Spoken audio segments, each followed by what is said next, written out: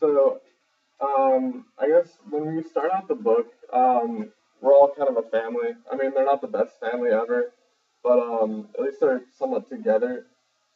Um, they also have this like strong sense of family pride. I think when they're traveling, Jewel almost beats up this man who he thinks insulted his family, and they still kind of unite together. But we're not really sure if the Bundrins or if they're burdens to people. I think Faulkner did this on purpose, that they're kind of the same word. Um, but as the novel goes on, we see that the family starts to separate, and every single character starts to fall apart in their own way. We've got, I guess, Darl who burns down the barn. Um, oh, should we go fast?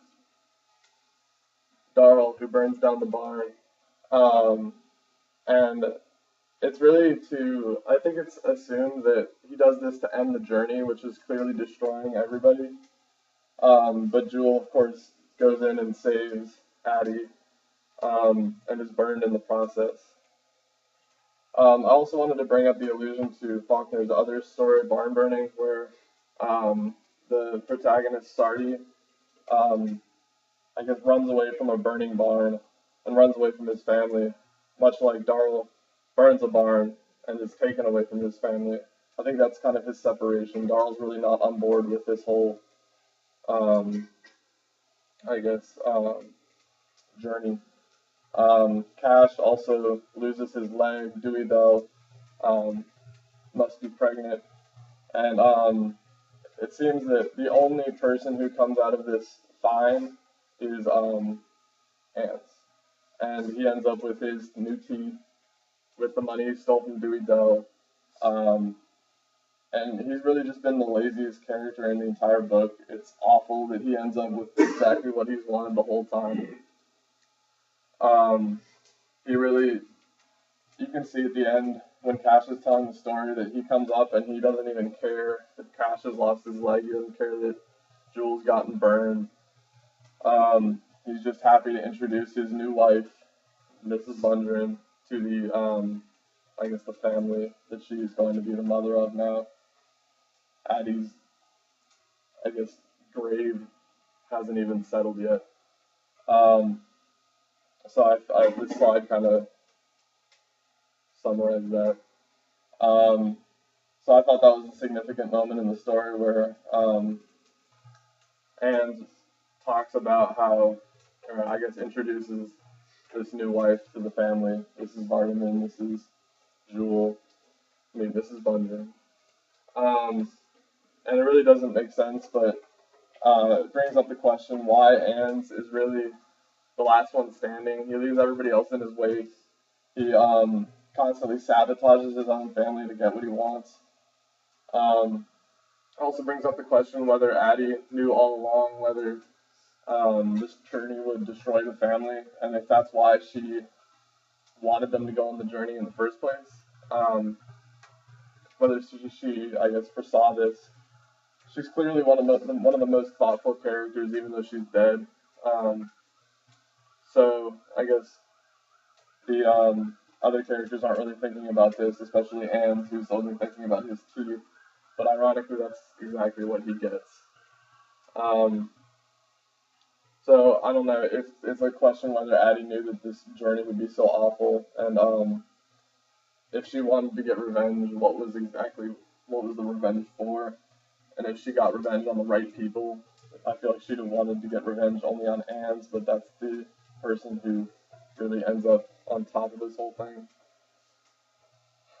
The next person I'd like to bring into question is Darl. You never really understand what's going on with Darl by the end of the book. We've got this, I guess, some sort of power that he has.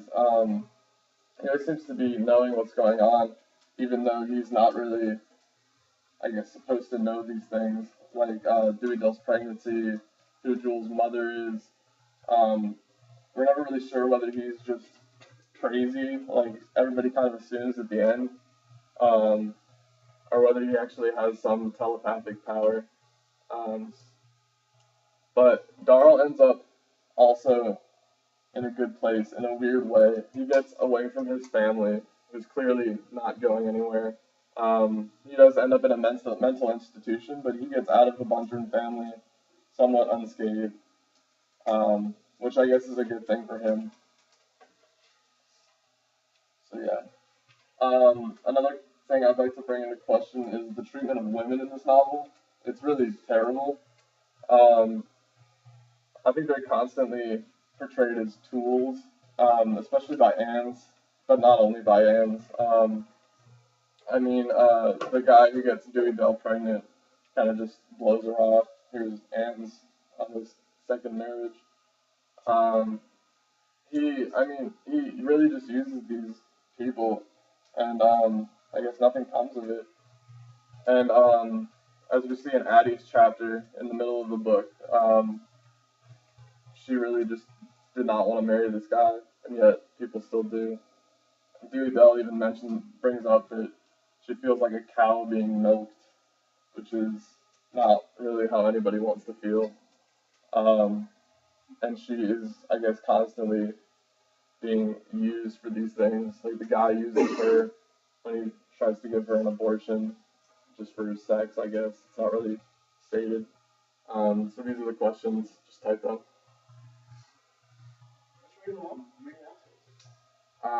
Did Addie send her family to Jefferson to get back at them? And if so, how did she know it would go so badly for them? And what was she getting revenge for? How did Darrell know things that he was never actually told about, like Dewey Bell's pregnancy? Is he actually telepathic or is he just crazy? And what does this book say about women in general?